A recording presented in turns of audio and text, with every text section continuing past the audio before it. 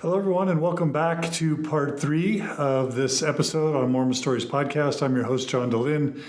This is part 3 of our episode on Mormon missionaries experiencing sexual assault while they're on a mission, and how the church handled it and how the church is handling it, and what we can all do and how we can all be a part of making things better.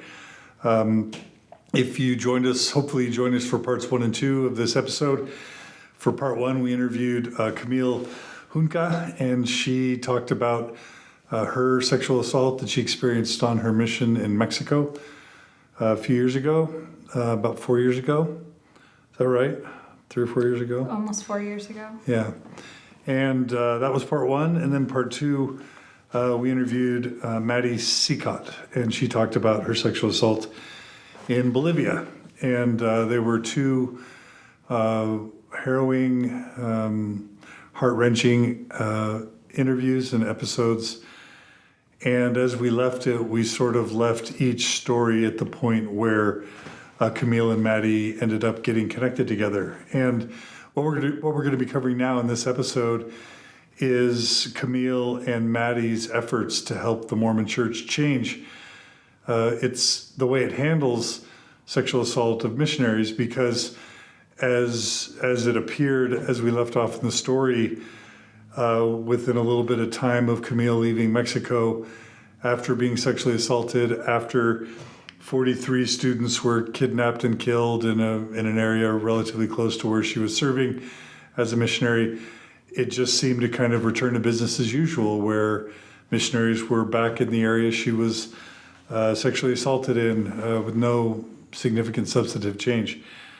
And Maddy had her experience, and so the way we left it is by some very miraculous twist of fate, Camille and Maddy were put in touch with each other. So Camille and Maddy, welcome back to part 3 of this episode. Thanks for joining us. Thanks. Hi again. So how did you guys get in touch? Let's go back to that part of the story. And how does it progress from you guys just being a support to each other to feeling like you needed to be a part of some bigger initiative? How did, because I guess I wanted to say that it's enough to experience traumatic sexual assault as a missionary. You shouldn't have to carry the burden of trying to change this multi-billion-dollar global organization and to change their policies. You should be able to just kind of attend to your own healing, but that's not how it worked out. And, it's gotten to the point now where your names and your faces are on the front page of the Salt Lake Tribune as people working to fight for other missionaries who are vulnerable. And I guess I want to say you shouldn't have to be doing that, but you are. So how did that happen? So we were originally put in contact by a friend, and I contacted Maddy in July of 2016, which was, I believe, about a month after you had returned home. I wanted to express to her that she wasn't alone and that I was available if she ever wanted to talk. At the time, I'd had only one meeting with the early release missionary department, or volunteer committee in the missionary department. And so I reached out to Maddy and we exchanged emails fairly regularly until December, when we were able to arrange time to meet. Yeah, and when we met, it was honestly, I feel like for me, it was hearing Camille's story that made me realize the own systemic issues and safety that led to my own assault. Before that, I had been upset that it took 3 months for them to pull sister missionaries from that small town where I'd been assaulted, but I hadn't been able to completely verbalize and put words to the fact that So it was 3 months after your assault that they finally took the sister missionaries out. Yeah. So same sort of thing. They just left the missionaries in. That's unbelievable. And the man who assaulted us is a taxi driver, so he's all over that city. But it was when I met with Camille that I kind of realized and let myself go there of like, maybe this is a bigger issue than just our two freak accidents. Well, and I think there was there was a meeting that occurred between the time I originally contacted Maddy and the time we first met in person, which was my meeting with Brent Nielsen. General authority? He's the over 70. The missionary? Over the missionary department, yep. So I had reached out in November. I believe I originally reached out to Dennis Perkins, because at that time, so we had talked about how I'd gotten married and I'm kind of in that mode and was just taking care of myself. And then all of the thoughts and questions resurfaced about my own experience. And I think hearing that Maddy was assaulted also triggered that concern again of what's actually going on and what processes do you have in place. So I received a phone call in November of 2016 from his secretary, from Elder Brent Nielsen's secretary, asking me trying to facilitate scheduling a meeting. And I received this call, and it was a really strange. The whole ordeal was very strange. I had no idea who he was. I had just asked a few questions about, who can help me find closure. And so the secretary called and said, "We understand you want to meet with Elder Brent Nielsen." I said, "I have no idea who that is, but that sounds like a good thing, probably a good person to talk to." And I remember I was boarding a plane and she said, "He has availability next Thursday at 2 p.m. And I said, "Is there any other time? I work full time." And she said, "Nope, Thursday at 2 p.m. And I said, "I'll be there. Send me the details." So that was kind of a pivotal moment, I think, for both of us. Just to walk through what that meeting was like. I had prepared pretty meticulously with an outline of what I wanted to discuss with him. What types of things? I wanted to discuss my specific assault and the aftermath. Things like why weren't the police called and who made that decision, and what process was in place to assess risk to assign missionaries there within hours of me going to the airport, or after we were evacuated, what process was in place to decide to put us back there when, my assault occurred that day. So had those kinds of questions, and then walk me through housing policies that are they universal for every mission? Is it a total free for all? What sexual assault protocol do you have in place for mission presidents that's, standardized so that they know what to do? So it was both specific to my assault and also general to what's actually going on.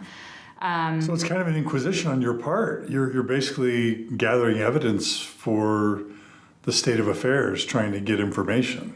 Yeah, and I think my intent, and I emphasized this several times, was to help them. You know, you have this survivor of assault who was a missionary who's willing to help you, which I think is, a unique perspective compared to a bunch of men in a room determining if that's important or not. For me to be in front of them and say, "This happened to me and this is what was wrong, so let me walk you through what would be more appropriate." So it was never meant to be aggressive or, I felt that I was entitled to information about my assault, And I'm sure from their point of view, number one, any information they give is a legal risk to them. Mm-hmm. I'm just trying to put myself in their mind. So they're worrying about anything we say can and might be used against us, Right. And he is a lawyer. Okay, of course, yeah. Mm-hmm. And then also, I'm not sure how accustomed they are not only to not be taking feedback from just regular members of the church. I'm sure the church is top down, it's not bottom up, and they don't have to answer to any member, and they don't have to consult, but you're a woman, and I'm sure they're not used to having a woman say, I want answers, I want information, and I want to help you. That's just not. And I'm I was sure how very they- prepared. I Yeah. mean, I sent him the email a day in advance so he had time to review it. And I asked him to review my file ahead of time so that what I feared is I would walk into this meeting and he would try to appease me in some way, or he wouldn't have done his own, he wouldn't even have the information. So I would come and say, walk me through this decision. And he would say, I'm not even sure what you're talking about.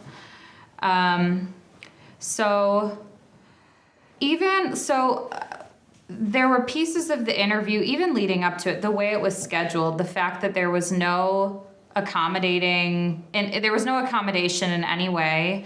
And then just it's not funny in any way, but I think that maybe irony is the right word of the church office building and the intense security you have to go through to get into that building, and you have to park in this spot, and you need, they check you in with your driver's license, and you go through these different securities in this elevator, and I'm trying to ask for some like basic dignity as a missionary, yet like your office is behind this. It just felt so. It's like they protect themselves very well. Of course, it was but they so don't symbolic protect- of that. But right. they don't protect the missionaries. Right. It felt so symbolic of that. Because you're like flushing toilets with a bucket of water with no electricity. Like I live with roaches. That was my life. And they're in the steel, yes, guarded, armored. Making decisions about my well-being from, thousands of miles away. It just kind of added to this pile. So I walk in, and it is Brent Nielsen and the man that I had originally met with at the early release missionary department, I wasn't expecting him to be there, which, kind of continues adding to this intimidation of, that's, two men in suits and then me. By the way, an early missionary release department, it sounds like a lot of missionaries are coming home early. Oh, huge amounts. Like, I don't know a percentage, but. At that time, especially, that surge of, the age change, ask any local bishop and he will tell you that he's dealt with his. A large percentage of those missionaries that went in that surge came home early. And I don't know the percentage, but even, within my mission, just a ton of issues, mental health issues, injuries.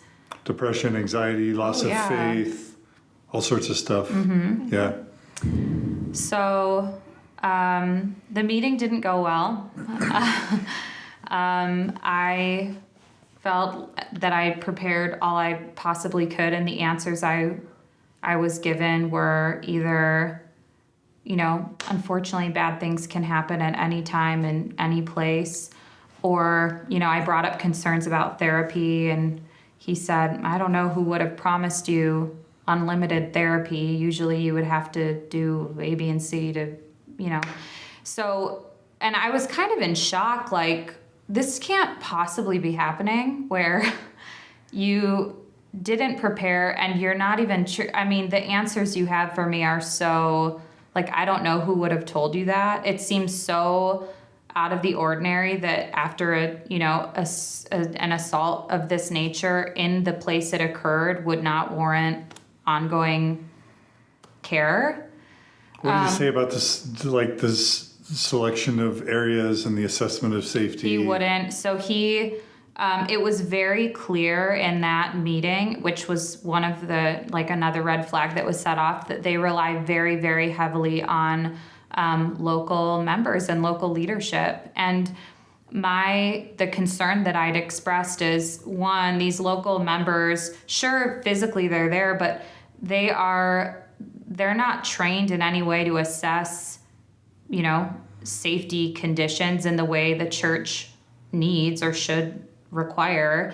And they also are conditioned differently. They don't know necessarily what it's like to be a little blonde, female missionary walking down the street in that area. So they just have a different perspective. Maybe for them, things are normal that aren't actually normal or shouldn't be considered normal.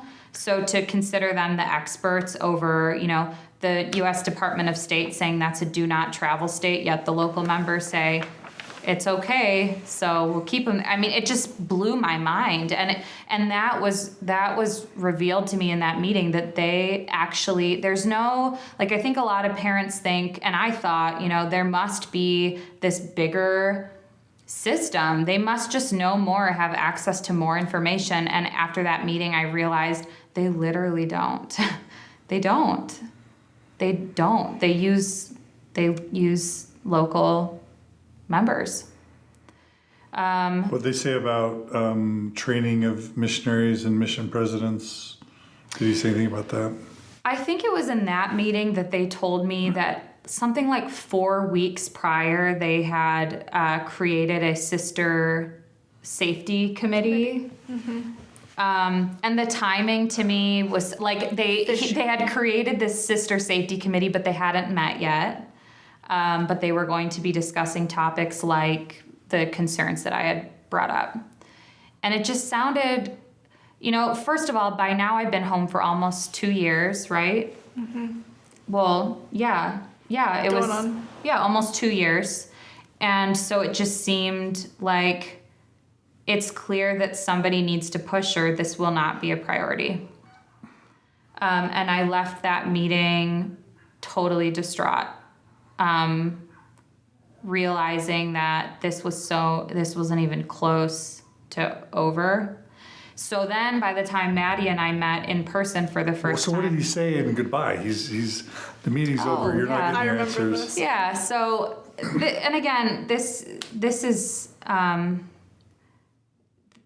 I think the problem is so much bigger than an individual person, but I also believe that individual people, I'm trying to raise some, basic awareness of how to treat victims of sexual violence. And so this meeting was scheduled at 2:00, and at 3:00 on the dot, he looked at his watch and he said that he had a meeting in Provo that he had to go to and that I could email him with any additional concerns.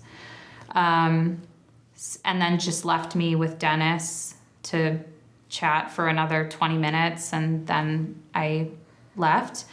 And I did email him that night. I took my original email and I revised it and color-coded it with, these were my original concerns. These were the answers you provided to me in the meeting. Some didn't have answers, like why weren't the police called? And then these are my updated concerns, or where there are still gaps that need to be filled in. So color-coded, ready to go, sent it off again. And again, totally non-threatening. Like, truly, my only goal was closure for me and safety for missionaries. That was it.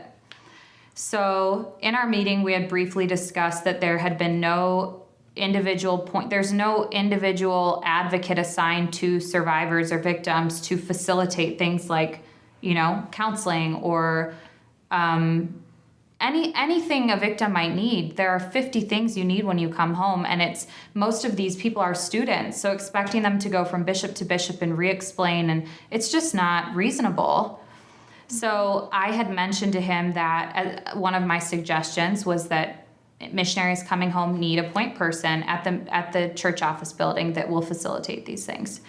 So he took my revised emailed me back and let me know that, since I had suggested that people need an individual contact, he was assigning me an individual contact, and gave me her name and let me know that she would facilitate everything from now on. So I said, can you please tell me her title?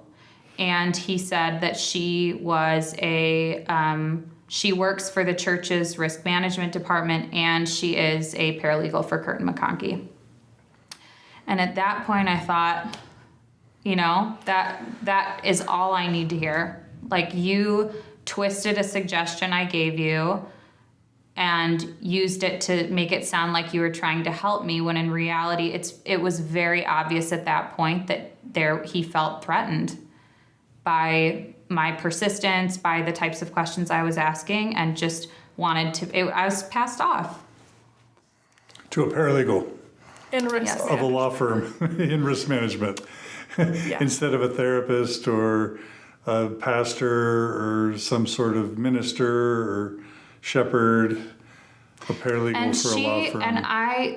to be fair, she's been by far the most helpful Yeah. for me of every contact I've had throughout this. But she's also what a position to put somebody in. Please be close to this person, help them. She did help facilitate things like counseling, but you also work for us. So, Other things to add, she is the paralegal over my legal case in Bolivia. So this is also before me and Camille met in January in person, but in like September, so I'd been home for like 3 months.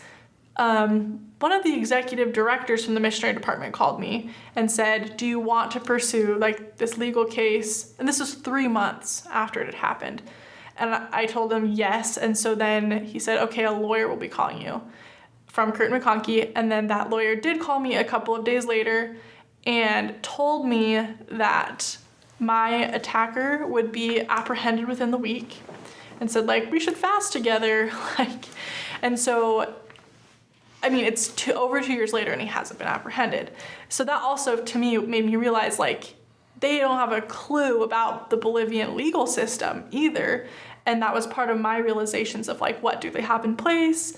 I mean, they didn't have a system in place for pursuing, like, a legal case against the person who attacked us. It was, like, kind of an after-the-fact thing of, do you want to pursue this 3 months later? And at that point, he had fled to Argentina. So that paralegal that they put Camille in touch with is the paralegal who's been my point of contact for my legal case. And I'll vouch for her as well. She's fantastic. But even though she's been great, you'd think that was not a good thing to do, to sign as your contact a paralegal for the risk management department of a law firm. I think that they communicated very clearly how they felt about me and how helpful they planned to be as I continued asking questions. Of course, she's been helpful, but that's just who she is. I think that they've put her in a very compromising position, asking her to be all of these things for all of these different, groups with different interests. So it was shocking and so disappointing. So you have all of this momentum, and now Maddy and I are meeting, a month later in at the beginning of January in Provo. And so we share our stories with each other face to face. And I mean, her story included everything up through meeting with Elder Nielsen. And then I remember coming home, and afterwards you sent me those emails that you had like sent to him and then color coded. And I was like, reading that was kind of what got the ball rolling more for me as well. And I remember I drafted an email then to that paralegal saying, like, well, here are my concerns. Like, if Camille's like been able to bring up these concerns, well, these are my additional concerns on top of what's already been covered. And I just think that's the last thing the church wants is victims talking to each other. And it's got to be why they have this policy of never talk about anything bad about your mission. it was very empowering to find. They don't, I mean, they weren't tracking assaults, and they certainly weren't publishing the frequency or the pervasiveness of assaults, because I think victims getting together and talking is a nightmare for them. We were at one point told in a meeting that tracking that information creates risk, which that's not new information, but I think just with every conversation with Maddy and every meeting or email exchanged with the church, it just continued feeling insane. Like, why aren't parents saying enough? Until you have some basic standards in place and don't rely on, the whims of every unique mission president that prioritizes different things. We don't want our kids out there around the world doing, There's a huge amount of trust placed in leaders to keep people's kids safe, and I don't think it's deserved. Like, I don't think it's been earned. And yeah. Yeah, because in my mind, assaults, any violence, rapes, all that should be tracked. Even missionaries getting injured, missionaries getting hurt, and every mission should sort of have statistics on how many missionaries are getting sick, how many missionaries are getting assaulted, how many missionaries are coming home ill, how many are getting, and then any fatalities. And then every mission should sort of have a rating of like, if you send your kid to this mission, this is the percentage likelihood they'll get beat, assaulted, killed, raped, whatever, sick, injured, diphtheria, whatever, the depression, typhoid anxiety. Fever. That was me. Parents should know the risks, but The best. but they're not even tracking the information, let alone publishing it. So, one other story, like a month after meeting up with Camille, I asked my mission president to Skype, and I specifically wanted to talk about reporting. And Camille picked me up, and I went to her apartment to Skype from there because I'd been living with roommates. And I asked my mission president if he could emphasize reporting in our mission, because I felt that reporting was not encouraged. In fact, it was discouraged, because when I personally reported things, I was told things like carry a flashlight or suck it up and figure out why you're on the mission. And so I asked him, like, can you please emphasize reporting? Because I know a lot of people aren't reporting. And he said, like, well, why didn't you report? Basically, he shamed me. Like, well, maybe you didn't, but other people did. And like, I'm like, I did report, and I was told to carry a flashlight. So, I mean, you need to respond differently to people reporting, and it needs to be an expectation that people report. And I don't even know if I got into like tracking the reporting, but I absolutely did with sorry, I almost said someone's name I wasn't gonna say. Almost did with the I definitely got into tracking reporting with the missionary department. Yeah. Okay, so so you leave the mission, the meeting discouraged, you're sharing information, how does it proceed? So I think, as Maddy communicated, we both, in some ways our stories are very different, and in other ways, there's some overlap, and I think we started noticing some basic gaps that we felt could be filled pretty simply. And some of it is just, if a missionary is sexually assaulted, pick up the phone within a week, I'll give you a week, and call them and say that you're sorry for what they're going through and that you're there personally if they need anything. Because that's like a general authority, preferably? Yes. A general authority. Yes. Yeah. When elders were bombed or like caught in the bombing and like somewhere in Europe, like there was general authorities who visited them once they were home in Utah, but still it's like just because you can see their burns, you'll go visit them, but sexual assault is more hidden and there's no one calling until months later. Like, are those wounds not like comparable? Yeah.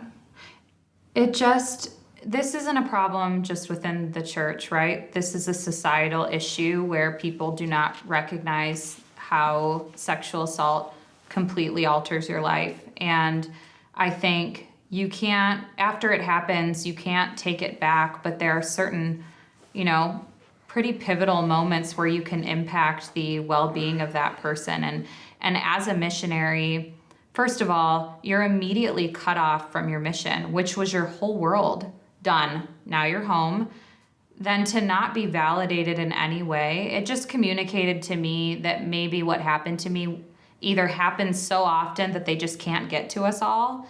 And in the meeting, I was told that the early release volunteer department was understaffed, which is why it took almost 3 months for me to receive a call. So how does that feel? You're understaffed. In no way was I prioritized. And I am just in this pile of other early release missionaries, what happened to me is the exact same as what happened to this person and that person. So it's just the least validating experience of all time. So some of the suggestions were So call within a week. What else were you going to say? Well, so just an added detail. I mean, we sent in these suggestions through email first, but then that paralegal set up a meeting was it March? Where we met first meeting in person with one of the executive directors, the lawyer and paralegal from Kurt McConkie, and then a couple other people thrown in the mix from the sister safety committee. One was a therapist, one was a woman, her last name was McConkie, she was apparently in charge of safety with the sister safety committee, but they were essentially silent. It was the executive director and the lawyer who were the big talkers there. And were you listing your kind of requests? Were you, when we stopped after the General Authority calling within a week, were you listing the requests that you were making to the committee? So my original email contained questions and recommendations, and Maddy's emails to this paralegal also included a list of suggestions and around housing, because we felt that we had found another piece that was mismanaged, which was basic housing. And I had mentioned, even in my first area, arriving to a house with no water or electricity, and just from a psychological standpoint and from a safety standpoint, what that can do to somebody, we felt needed to be addressed. Can I add a brief story about that from a mission? I didn't share this earlier, but in that last area that we were assaulted, we needed to find another place to live. It just wasn't working out with that landlord. We switched to direct deposit, and she didn't want any of that. And there was nowhere within this budget. And we asked for a house that was an apartment a little out of the budget, and we were turned down. And we ended up moving into an partially adobe home, so dirt. And it was supposed to have running water, but did not. I think I only was there for 2 weeks, but I didn't have running water 9 of those days, more than half the days.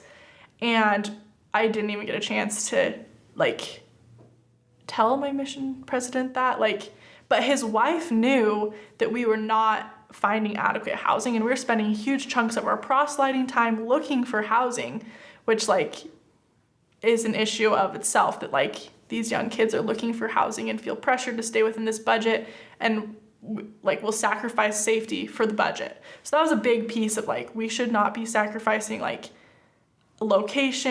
safe location, running water and electricity for staying within this budget.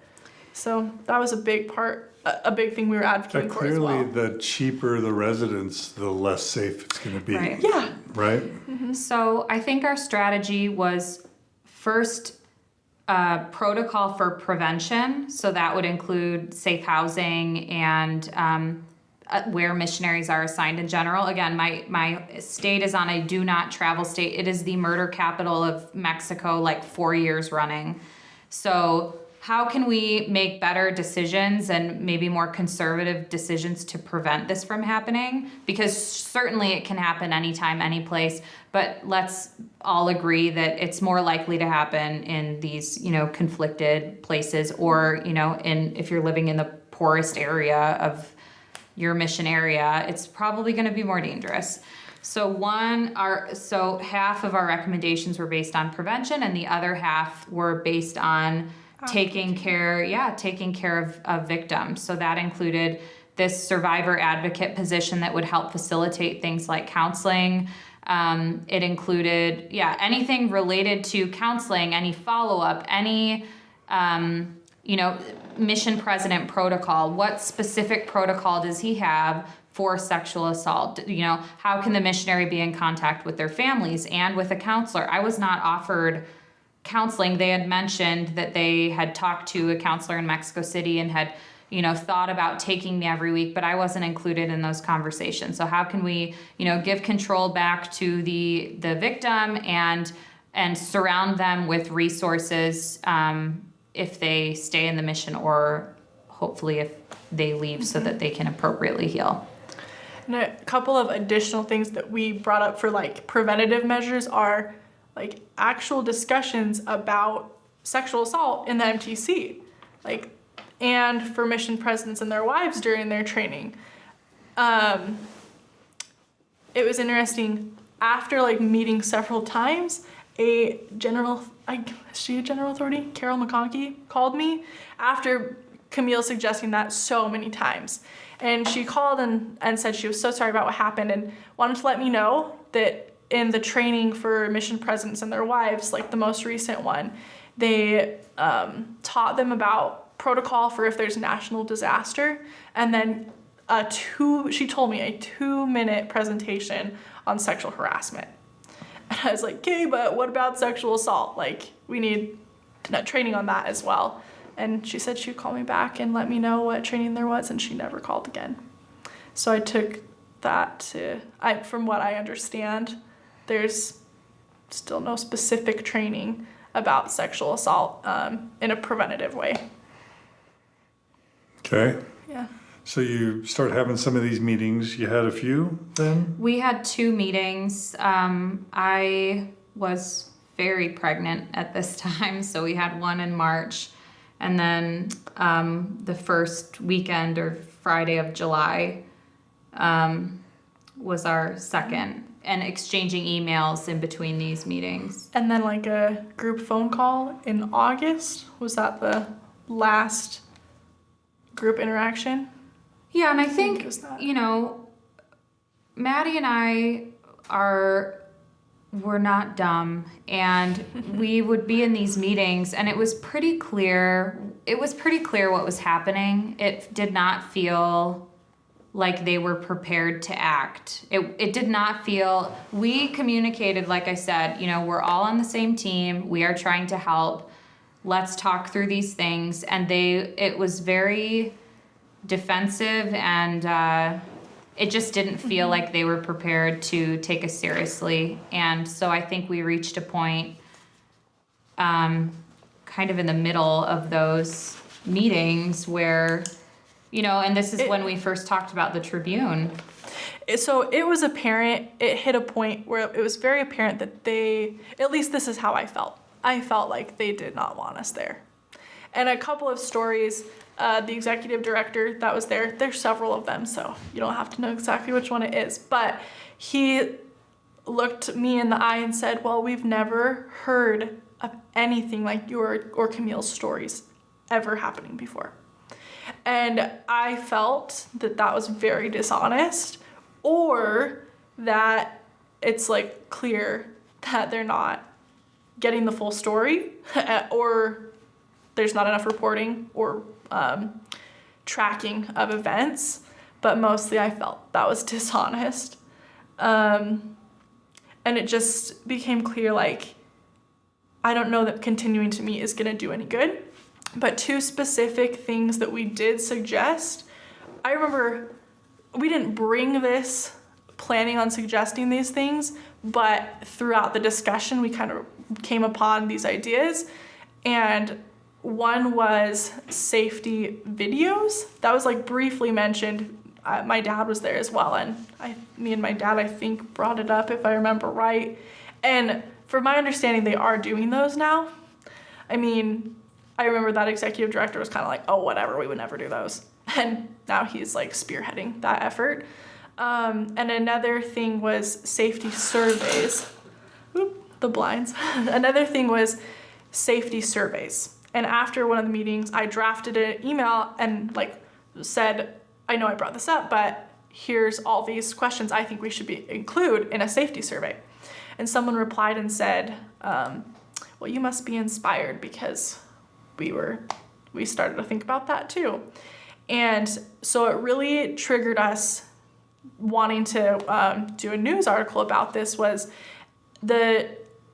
once the church did send out these safety surveys, a Tribune article. So what were the questions? And yeah. So one of the big ones is they ask, do you feel unsafe like more than 90% of the time in your area? Some like every day. Every day. Yeah.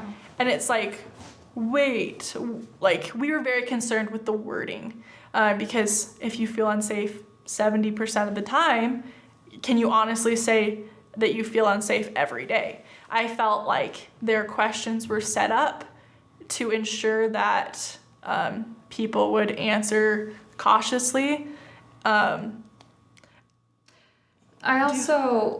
I think the idea of collecting that feedback is really important, but yes, and the wording is going to be crucial, but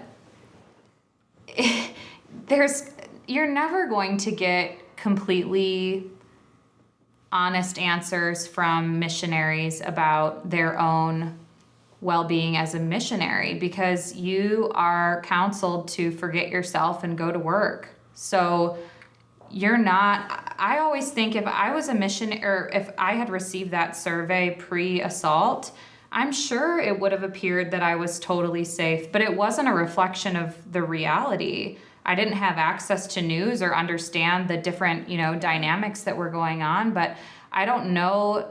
So of course, and you believed you'd be protected. If you were obedient, you'd be protected. Right. So these survey results, the Lord will protect you. And the consequences of... And no one's talking about assault, so you don't hear of anyone else getting assaulted. Yep. But it's so much more complicated than that, because as a missionary, you are so focused on metrics. And when you report feeling unsafe, the likelihood of you getting pulled out of that area is reasonably high depending on what you report. So let's say I had reported, there's a man who keeps leaving me love letters inside my door. He knows where we live. I would have been taken out and moved to either a different house or a different area altogether, which is horrible as a missionary. Like, you have to start over. You have to start over with investigators. It just feels like you're losing time. So I think a lot of and because of this advice of, simultaneously you have forget yourself and go to work, and you have, if you're obedient, you'll be protected. So all of these factors at play don't really allow for a missionary to respond, in my opinion, honestly or appropriately to those questions. And then when you couple that with questions that are worded, that are leading, and they told us that they consulted with different people, but we did not make that list. So, and they would not provide a list of those questions even after the survey was sent out for us to. So you wanted to review the survey. We had to wait until the next meeting, and then they went over it in person. Verbally. Yeah, we could never They won't give you any documents. No. Digital or Nothing. written. Very lawyerly. We knew that. And which is, all of this is not to say don't do surveys. It's to couple that with like frank and honest discussions in mission training about risk. To combat that fear of getting pulled from your area, and to even just tell a missionary no, that person's eternal salvation will be okay even if you are moved. There's this pressure to care for people's eternal salvation and their outcomes. So you don't want to be honest, but I think we should still emphasize surveys and reporting coupled with discussions about the importance of facing reality and being honest. Missions are not a good environment to actually take care of yourself. So I don't think missionaries are even in tune with what discomforts they have, because they've been told over and over to shake them off. Suck it up and figure out while you're on the mission. Yeah. Okay, so you find out that they did some surveys, that they created some training videos. Mm-hmm. So they're making some changes as you're interacting with them. When they did send out those surveys, the Salt Lake Tribune briefly did an article about it, and it mentioned that no event in particular triggered those. And their spokesperson said that. And that was so upsetting to me. And I had met several women through therapy at BYU who'd been part of the BYU sexual assault scandals that went to news. And so I actually got a reporter's phone number from one of those women, and I just kind of had it in my back pocket knowing that was an option. And so with the combination of what I felt was dishonesty about, no one was admitting that sexual assault already had happened, coupled with what I felt like was not enough with those safety surveys. Was the story from the survey that missionaries felt safe? Of course. Yeah, and in person they said to us, well, we're just surprised they're even safer than we thought. And that was followed by... So the outcome of your efforts with them was them to put out a survey that they could then release to the public saying missionaries feel super safe, and no incidents led to this survey. Which is Correct. They did. That's kind of Orwellian. Right, and it also, to be able to look us in the eye and say that, was really bold. Like, I'm telling you what happened to me, and I'm telling you what factors led up to it, and you're telling me that missionaries are doing great. So they did send a follow-up survey to areas, and they wouldn't share any of the, specific numbers with us. They did send a follow-up survey to specific missions where there was heightened concern, and they never followed up on that or released any information related to that. You continually asked about your own area, if there were still missionaries there, and they... Yeah, so it's my understanding that they did specific research on my mission and found, you only have to Google it, and it takes, no time at all to see that it's on a do not travel list, and that there's heightened violence and kidnappings and murders and violence against women. And even with that, they chose to keep it open. And I think when I heard that, and they kind of slipped that in at the end of our last meeting, like, oh, by the way, Camille, just wanted to let you know that we, have made this decision. And at that point, and my son was 4 weeks old. The decision to keep your area open. My mission, yeah. Knowing the risks involved, to me, it felt like that I had hit a point where I actually couldn't do anything else. You're looking at facts and you're still choosing to make the wrong decision, and it just felt like I had to step away for a little bit, and I'm a new mom on maternity leave, and so I've ebbed and flowed, where I feel like I'm all in on this cause, and then where I step back and say I have to prioritize my mental health and my family. And so after those meetings, I felt like I needed to step back. I felt like I had done what I could do, and we'd been in touch with the Tribune. So what month was this? My first meeting with the Tribune was in May of 2017. So a little over a year ago. I had called and set that up and both of us participated, and then she was a new mom and stepped back, and then I was getting married and stepped back, and for me it just felt so apparent that I wasn't wanted. Like, for as much as they've said that our input has been invaluable, that's not how I felt. And I'll own that. I mean, that's not how I felt when I was interacting with them. So if somebody says, now wait a minute, you had several meetings with them, you met with the general authority for heaven's sakes, you had several meetings, you're corresponding with them, they created a committee, they did a study. Like, someone could argue, what the heck did you want? You were interacting with them regularly and they made changes. Like, why aren't you happy? It's kind of like Sam Young. They made some changes. They listened, they made some changes. I think if you peel just one very, very, very thin layer back, you realize that those changes are not adequate. And with having no context whatsoever, I would ask you, if a state is on a do not travel list and U.S. government personnel are not allowed in that state, should there be missionaries there? By the way, there was also companionship that was violently assaulted. I mean, I don't know. So have they made some changes? Yes, but I haven't seen evidence of it. It's just been verbally communicated, and it took so much effort. It's like pulling teeth to get this much done. So when the Tribune reported that in January of 2018 they provided some additional training, keep in mind that's 3 years after my assault. So what happened in the meantime, and why does it take that long for, some basic changes to happen?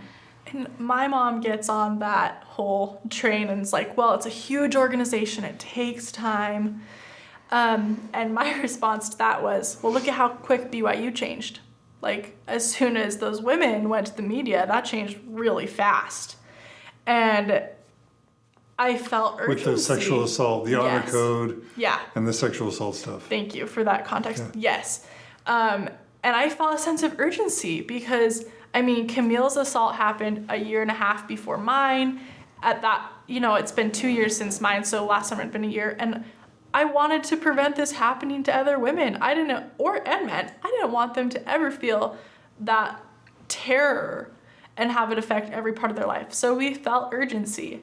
And I actually went and spoke with someone at BYU, and he was on I don't remember what it's called, that committee for making those changes with the amnesty clause and honor code for sexual assault victims at BYU.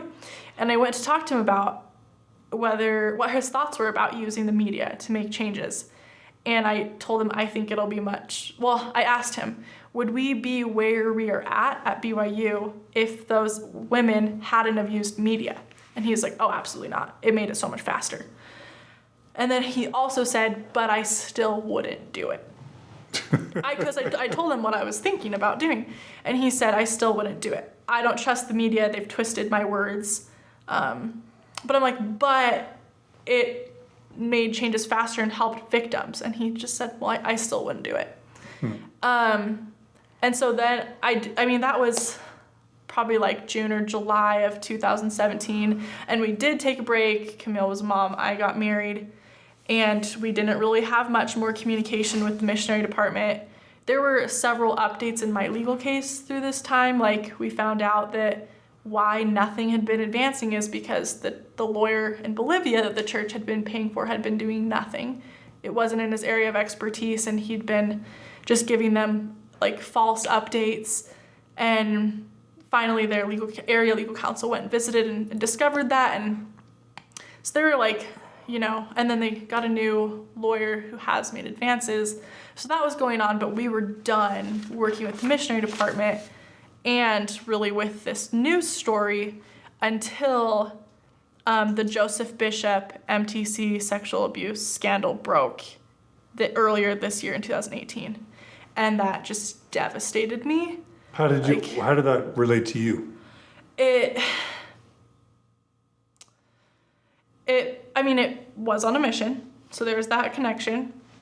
How they portrayed her in the media as... McKenna Denson? Yes. How they portrayed McKenna Denson as like someone who just served a brief mission after that, and kind of felt like they vilified her.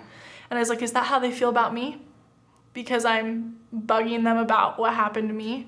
And it felt very personal. And it also made me realize it was just devastating to my spirituality, because I wondered, where is the revelation? And sincerely, that's been a huge part. I've had a huge faith journey through all of this. And when we were meeting with the missionary department, that's when I would just ask myself, like, where is God in this? Are these people honestly communing with God and receiving direction about mission safety? Like, did they receive direction about where I was supposed to serve? Like, where is God in all of this?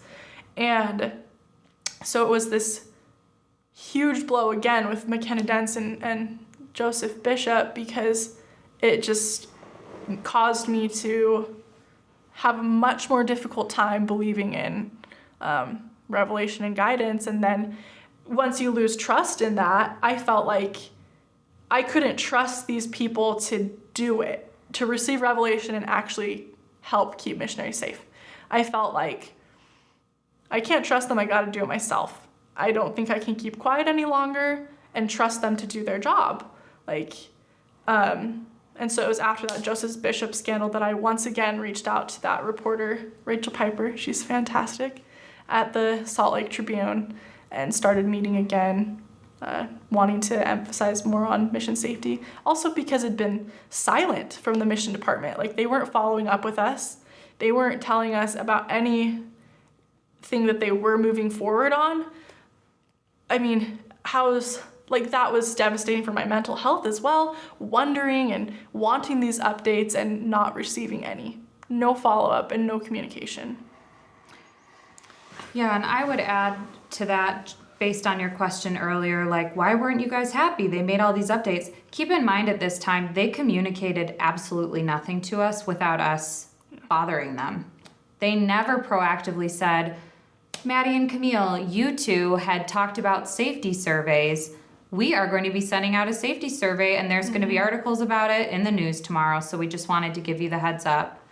Nothing like that. So then you read, it comes out and it says nothing prompted this survey, and you're And look how safe everyone is. Right, and you start feeling crazy. So yeah, you wait for updates that don't come. So it wasn't like we reached a point where they inundated us with all these updates and suddenly, we can high five and everything's great. They never said a word. No. Even in this article, we learned of that was news to me. About the safety videos? Of course, yeah. Right. They provided information to the reporter that was never provided to us about, and even the videos she mentioned, the videos are missionaries sitting in the back of a truck and then falling out of the back of the truck and to wear a seatbelt.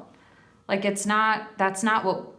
that's important because missionaries still make that decision, but that's not what we were asking. So I think it's important to know that they were not keeping us in the loop in any way. Okay. I mean, he says that our input was invaluable, but it's like, if something's invaluable, you would if someone's help was invaluable, you would actively pursue their help and assistance and input, and